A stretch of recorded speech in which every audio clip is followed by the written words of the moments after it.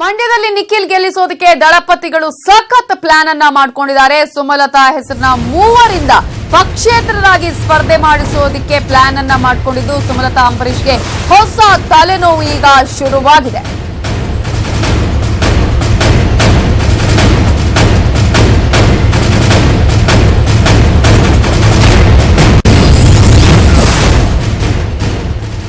ಕೆಆರ್ಪೇಟೆಯ ಗರವಿ ಗ್ರಾಮದ ಸುಮಲತಾ ಮಂಜೇಗೌಡ, ಕನಕಪುರದ ರಂಗನಾಥ ಬಡಾವಣೆಯ ಸುಮಲತಾ ದರ್ಶನ್, ಶ್ರೀರಂಗಪಟ್ಟಣದ ಟಿಎಂ ಹೊಸೂರಿನ ಸುಮಲತಾ ಸಿದ್ದೇಗೌಡ ಹೀಗೆ ಮೂವರನ್ನ ಪಕ್ಷೇತರರ ಅಭ್ಯರ್ಥಿಯಾಗಿ ಈಗ ದಳಪತಿಗಳು ಕಣಕ್ಕಿಳಿಸಿದ್ದು ಸುಮಲತಾಗೆ ಬಿಗ್ ಶಾಕ್ ಕೊಟ್ಟಿದ್ದಾರೆ. ದಳಪತಿಗಳು ಒಂದೇ ಹೆಸರಿನ 4 ಪಕ್ಷೇತರ ಅಭ್ಯರ್ಥಿಗಳನ್ನ ಕಣಕ್ಕಿಳಿಸುವುದರ ಮೂಲಕ ಈಗ ದಳಪತಿಗಳು ಈಗ ಬಿಗ್ ಶಾಕ್ ಅನ್ನ ನೀಡುವಂತಹ ಪ್ರಯತ್ನವನ್ನ ಮಾಡಿದ್ದಾರೆ.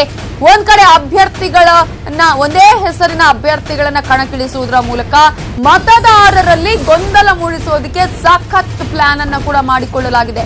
ಸುಮಲತಾಗೆ ಸಿಕ್ಕ ಜನ ಬೆಂಬಲಕ್ಕೆ ಹೆದರಿ ಈ ಒಂದು ಪ್ಲಾನ್ ಅನ್ನ ಮಾಡಿಕೊಳ್ಳಲಾಗಿದೆ.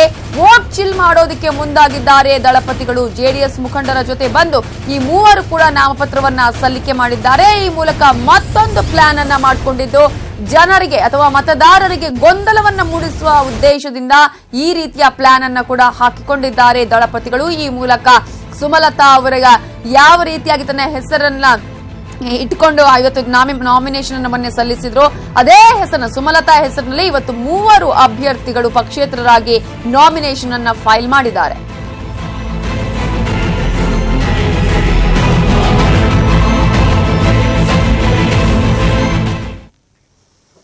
ಇವಿಷ್ಟು ಈ ಹೊತ್ತಿನ ಪ್ರಮುಖ ಸುದ್ದಿ. ನೋಡ್ತಾ ಇರಿ ನ್ಯೂಸ್ 18 ಕನ್ನಡ. ಜಾಲ ನಮ್ಮದು, ಬಲ ನಿಮ್ಮದು.